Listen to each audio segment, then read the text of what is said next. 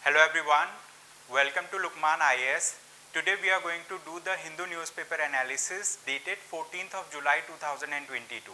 So let us quickly see the important articles for the day.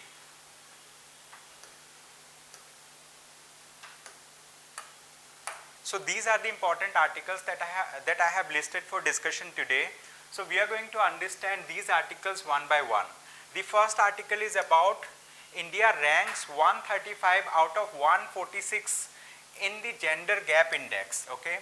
So whenever we talk about reports and indexes, so they form a special component in the prelims exam. So many a times UPSC asks question related to some reports, some indices, and the agencies that releases such index. So this topic is important for that purpose. Okay, so you can use this topic for the mains exam also for under social justice section in GS paper 2.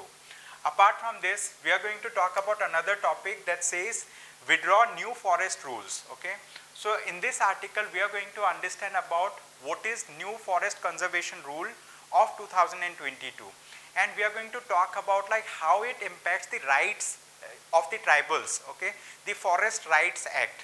So in this article we are going to discuss about those issues, and we are going to understand about which ministry regulates the Forest Rights Act 2006. Okay, so this is important under Indian polity section. Apart from this, if we talk about the third topic is push for wider use of genomics in all countries. Okay, so when we talk about genomics, they form a very special component for biotechnology, and the World Health Organization has recently convened one of its first meeting, for the Science Council, and they have released a report, and in that report they have mentioned about making the genomics material available to all low and middle income countries in detail. Okay, so we are going to understand about it in detail. This is important under science and technology for GS3 mains. Okay, apart from this, the fourth topic, it says India has achieved clean energy targets 9 years before deadline. Okay, so in this article we are going to talk about the achievements of India in renewable energy sector. And apart from this, we are going to talk about the Sydney meeting, where the power minister has recently visited, and he has portrayed the India's achievements in the power sector, right, in adopting the alternative sources of energy. So this topic is important under energy sector for Indian economy, and it is important for the prelims and also for the mains exam. Apart from this, I2U2 initiative. Okay, I2U2 can become a regional feature like Quad. Okay, Quad stands for Quadrilateral Security Dialogue. So we are going to understand about I2U2 grouping. We are going to understand which are the members of I2U2, and apart from this, we are going to understand about significance of India's presence in such regional groupings like Quad, I2U2, and other such similar arrangements.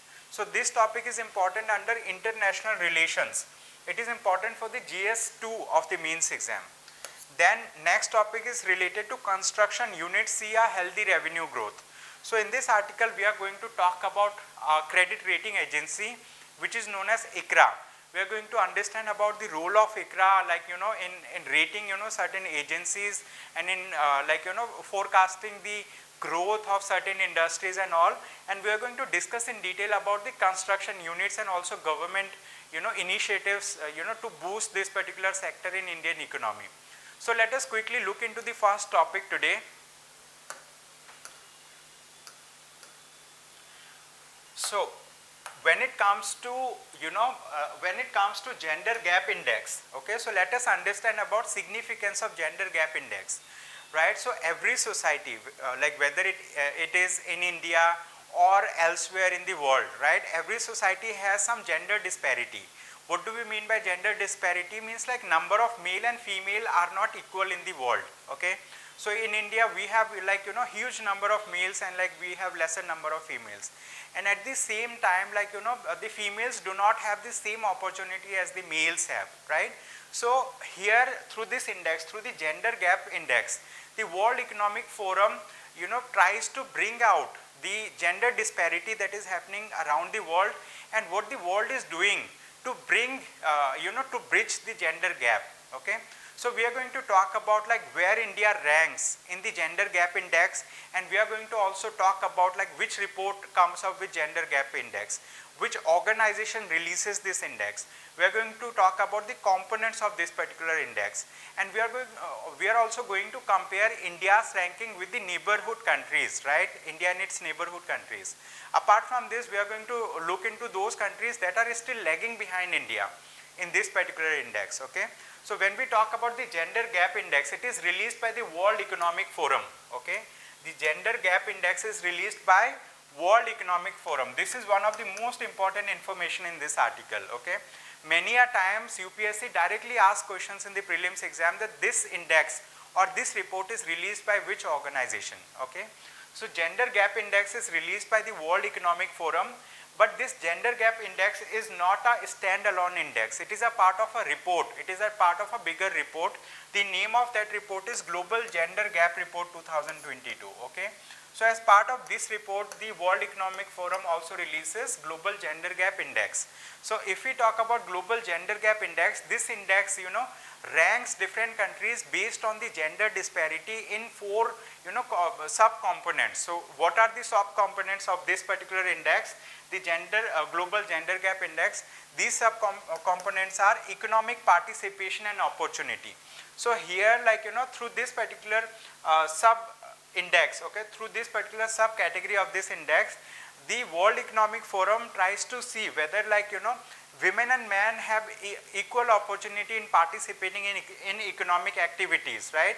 And whether, what is the level of their participation? Do they have equal opportunity or not? The second thing is educational attainment, right? Under educational attainment, again, they see, whether the males are attaining more education than the females in a society, or whether, they have the equal opportunity in attaining the education. The third subcomponent is health and survival, okay, health. What is the health status of women and women and men? And how long the women and men survive in a country? What is the, life expectancy of these people? Apart from this, they have another subcomponent, that is political empowerment. When we talk about political empowerment, you might have noticed there are many Scandinavian countries where many women people are leaders, they are political leaders, they represent highest offices in their country. In India also, we have multiple examples of women who have taken the lead role. For example, if we talk about the Finance Minister of India, she is Nirmala Sitharaman. Many chief ministers of different states, for example, Chief Minister of West Bengal, she is a woman, right? And apart from this, the candidate for the presidential election, one of the candidate, she is also a woman. So we do have political participation of women in India as well. So it is important for us to understand that the Global Gender Gap Index is released by World Economic Forum, and this Global Gender Gap Index is a part of the Global Gender Gap Report. And in the Global Gender Gap Index, they categorize countries on the basis of 4 subcomponents. These are the subcomponents, and here, the table that you can see over here, this table actually talks about India's ranking, okay. So overall India's rank is 135. And if we talk about different areas, economic participation and opportunity, India ranks 143. Health and survival, India ranks 146. So this particular index actually ranks 146 country, and India is at the 146th place. It means India is performing worst if it comes to health and survival, okay. So in terms of health and survival, India is at the worst level in the world. So that's why here in this report they have mentioned country is worst performer in the world in health and survival sub-index, okay, according to this particular report, okay. So this is important that we should bridge the gender gap, okay. Earlier, in the earlier report, in that report they have mentioned that it is going to take around 100 years to bridge the gender gap, but according to this report they have calibrated the thing, and now they are saying it may take around 132 years for bridging the gender gap around the world. So this is the thing. Apart from this, Apart from this, if we talk about like how India performs in comparison to its neighboring countries, okay, so India is much behind Bangladesh, Nepal, Sri Lanka, Maldives and Bhutan. Okay, India is behind these countries because these countries have performed much better than India. India is only performing little better than like Iran, Pakistan and Afghanistan. Okay, the Global Gender Gap Index benchmarks gender parity across 4 key dimensions or sub-indices. Okay, what are those 4 key dimensions? First one is economic participation and opportunity. Second one is educational attainment. Third is health and survival. And the fourth is political empowerment. Okay, these are the 4 sub-indices or 4 key dimensions of this particular index. Okay, so now here like we have got the bigger picture, like which organization releases this report, what is the purpose of this report, and like what is the name of the index, what are the key dimensions that are covered in this index. So that's all for this particular topic. With this, let us move to the next topic. Okay, so this topic says withdraw new forest rules, and so it is said by the Congress government. Okay, so now what has happened when we talk about new forest rules? So what is that new forest rule? We need to understand about that. Okay, why the opposition parties are demanding to withdraw this particular rule? We need to understand that factor also. And apart from this, we also need to understand about like what it contravenes, right? Means like whether this particular rule is actually like hampering the rights of tribal people. Okay, and then like what is the role of the Ministry of Tribal Affairs? Okay, what is the role of National Commission for Scheduled Tribes in that regard? Okay, so multiple dimensions are there that we are going to understand in this article. So what has happened recently, the central government has come up with a new notification. Okay, that new notification is New Forest Conservation Rules 2022. Okay, they have come up with Forest Conservation Rules 2022. Okay, so this Forest Conservation Rules 2022 was released by the Ministry of Environment, Forest and Climate Change. Okay, but this new forest rules is actually hampering the forest rights of the forest dwellers. So rights of the forest dwellers are constitutional rights, or they are legal rights, I would say. Okay, they are legal rights according to the Forest Rights Act 2006. Okay, so according to the opposition party, according to the Congress, they said like these rules, like the Forest Conservation Rules 2022, it violates the provisions of the Forest Rights Act 2006. So that's why they have approached the National Commission for Scheduled Tribes. Okay, they have approached the National Commission for Scheduled Tribes demanding that this particular rule, or this Forest Conservation Rule 2022 must be revoked, must be removed from the statute book. Okay, and they are of the opinion that the government of India has released this particular rule without doing due consultation with the stakeholders. So this particular party, Congress party, have also alleged that the new rules would lead to disempowerment of scheduled tribes and other traditional forest dwellers and fuel conflict in tribal areas. Okay, so they are saying that this particular rule is going to disempower the scheduled tribes, and it is going to like create problems, it is going to create conflict in the tribal areas. So that's why they have demanded the National Commission for Scheduled Tribes to relook into the matter and try to remove this particular legislation. Okay, so this is the thing. With this, let us now talk about another topic.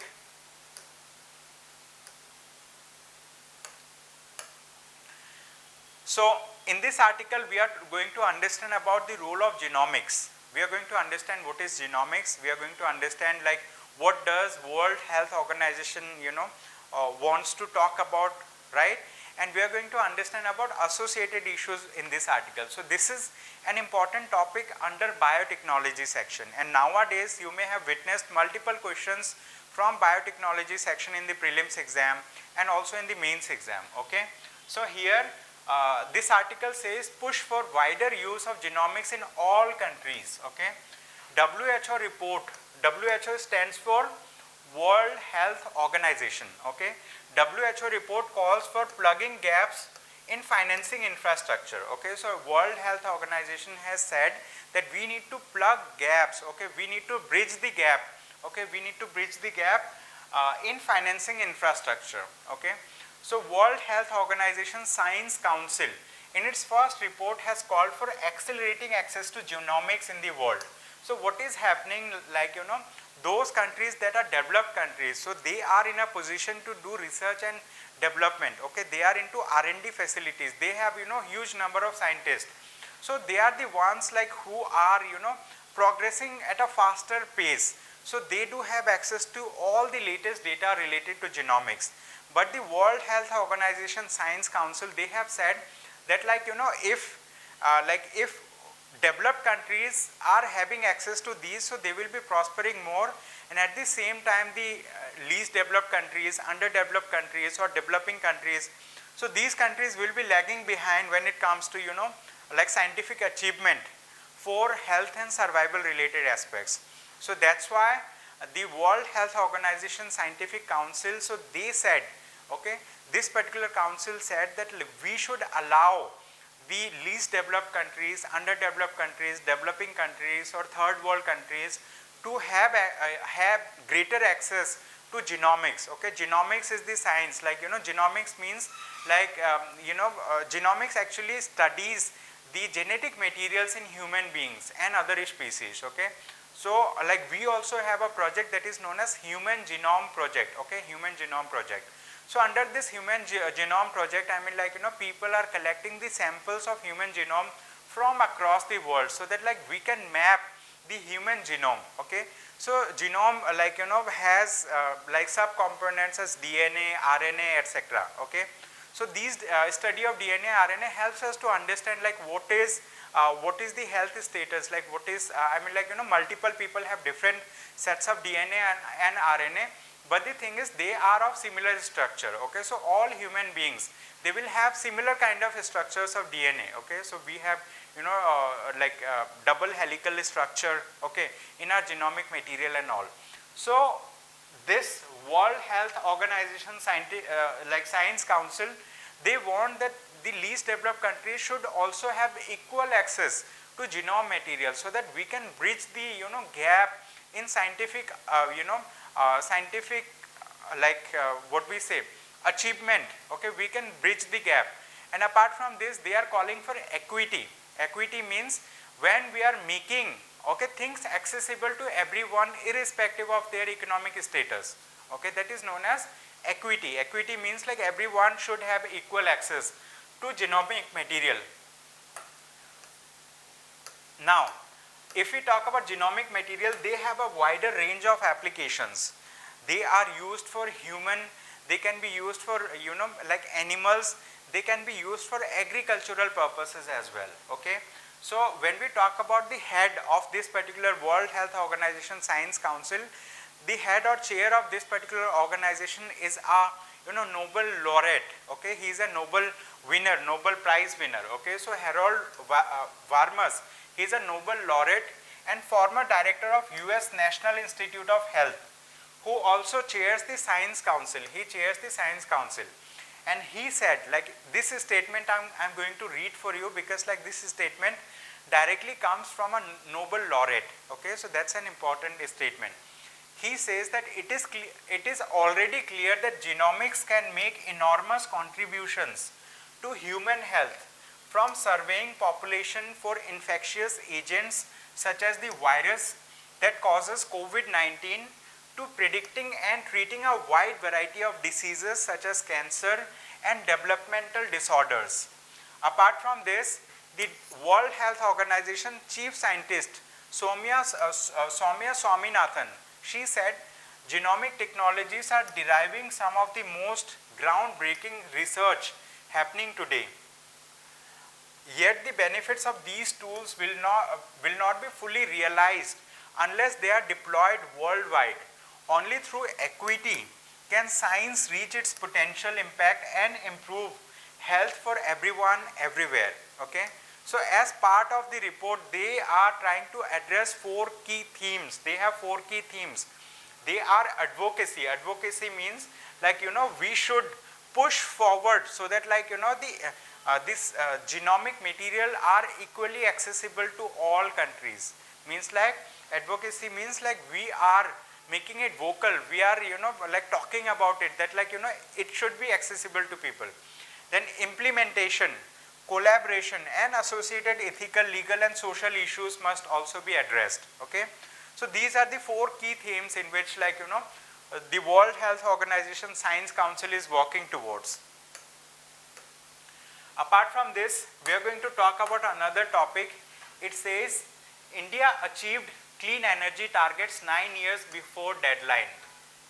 Okay, so when we talk about clean energy targets, so every country has set a target for itself. Okay, like in some of the what we say like global councils, global meetings, conference of parties. So India also has similar targets for itself, that is known as intended nationally determined contributions, INDCs. Okay, intended nationally determined contributions.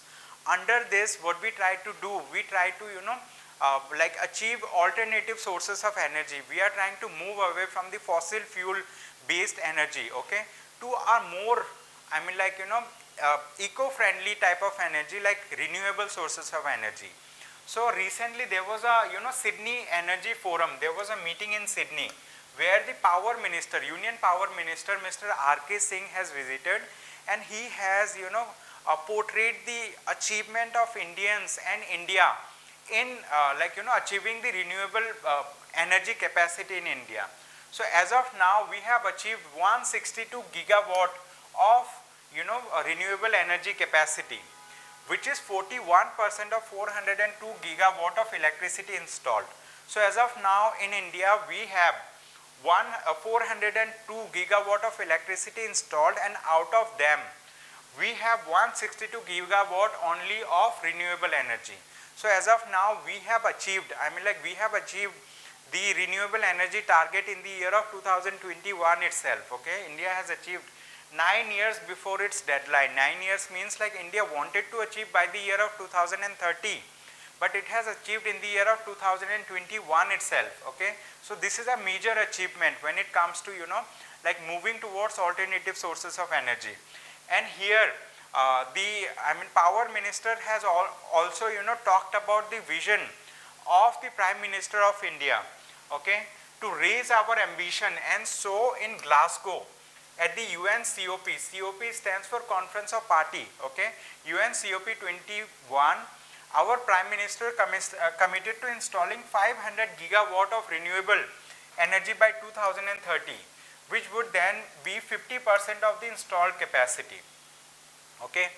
In 2015, India committed to ensuring that 40% of its energy would be from renewable sources by 2030 as part of its nationally determined contributions. Okay.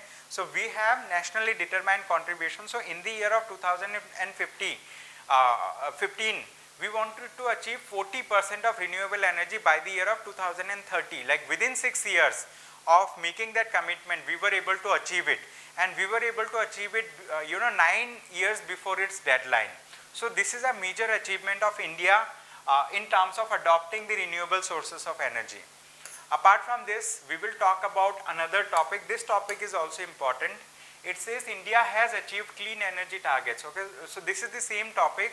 So here they have mentioned the ministers like in this particular meeting, this Sydney Energy Forum, like we have seen participation from the United States, Japan, India, Indonesia, Pacific Island nation of Samoa. Okay, so they are attending this forum. Okay, so this is the thing. I mean like it is a major achievement of Indians and of India.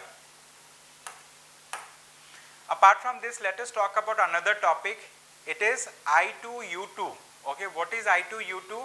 I2U2 is a regional grouping. Okay, it is a regional grouping. Regional grouping means where multiple countries are participating to form a forum, to form a group. So this is I2U2 is a group. Okay, it is a group comprising of India, Israel, US and UAE. India, I, Israel, second I, then US, then UAE. So 2 I's and 2 U's. Okay, so that's why I2U2. Okay, so India, Israel, United States and United Arab Emirates. These are the 4 countries that are part of I2U2 grouping. Okay, they are part of the I2U2 grouping. So this idea was articulated. Okay, so like what has happened now,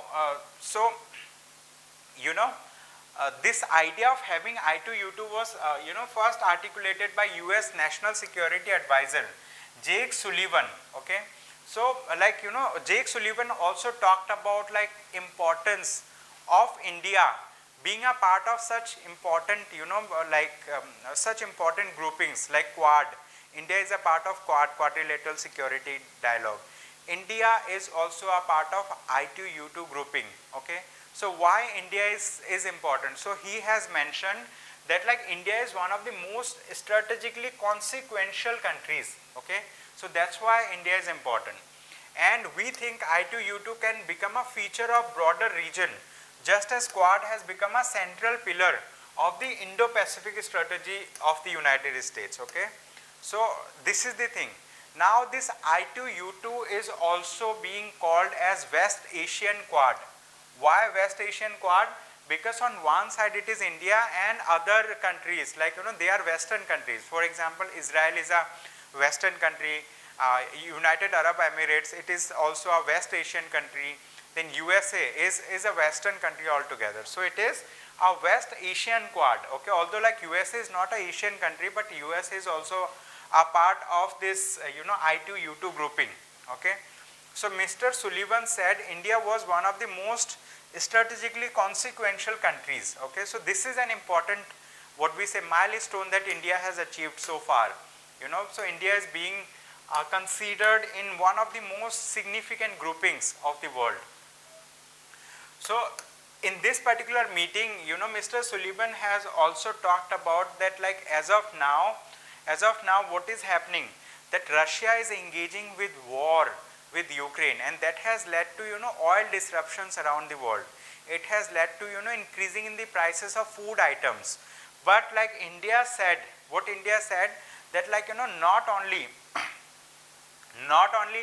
this particular thing, not only this like Russia Ukraine thing is increasing the war, but like there are other multiple areas also, other multiple reasons, okay, that is leading to disruption in the energy sources, in energy thing. So it is like we need to see like how this particular organization I2U2, this grouping is going to emerge in the near future. Okay, so this is something in the making. Although we have become a part of it, but this organization is still still to realize its potential.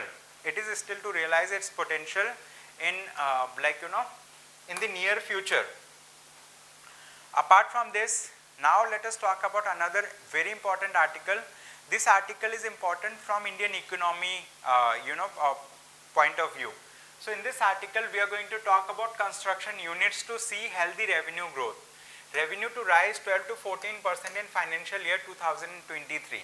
Okay, so this is said by ICRA. What do we mean by ICRA? ICRA stands for Investment Information and Credit Rating Agency India Limited. Okay, ICRA, Investment Information and Credit Rating Agency India Limited. So this is one of the premier credit rating agency. It rates different organizations like multinational companies, or like the corporate entities, the government, the banks. It rates them according to their credit worthiness. Okay, so ICRA is a very prestigious organization. So ICRA has recently pointed out that the construction activities in India is going to witness or see a rise. It is going to see a growth in the medium term. Okay, medium term means like over a period of, for example 1 to 3 years. Okay, so 1 to 3 years. So like we are going to see a growth in the construction activities. Why we are going to see growth in the construction activities? Because like according to ICRA, construction gross value added is expected to grow 9 to 11% in financial year 2023, owing to the government's emphasis on infrastructure development, a robust order book and a low base effect. Okay, So government is emphasizing on robust, infrastructure development. Government is incentivizing development of infrastructure in India. Apart from this, we are also seeing REITs, real estate investment trusts. Okay, as of now, 3 REITs are, in place. They are listed as well. Okay, listed in the stock exchange. Apart from this, like, we are going to see multiple new REITs also going to come. Okay, so according to ICRA, according to this particular organization, the aggregate order book to sales ratio of ICRA samples of 12 entities stands around 3.2 times, thereby indicating a strong revenue growth prospect over medium term. Okay, but this sharp increase in commodity prices along with increased competition will have an adverse impact on industry's profitability, with anticipated decline in operating profitability like 100 to 200 basis points in the current fiscal year. And it is supported by a strong order book. I mean, like, there are industries that have ordered, huge number of items for construction activities and all. So like, ICRA is of the opinion that, like, we can see huge growth in the medium term in the construction activities. Okay, so like, we can see 12 to 14% growth in the medium term, right, in the construction activities. So that's all for today. Thank you so much everyone for attending today's session. I hope you have a good day ahead. Thank you.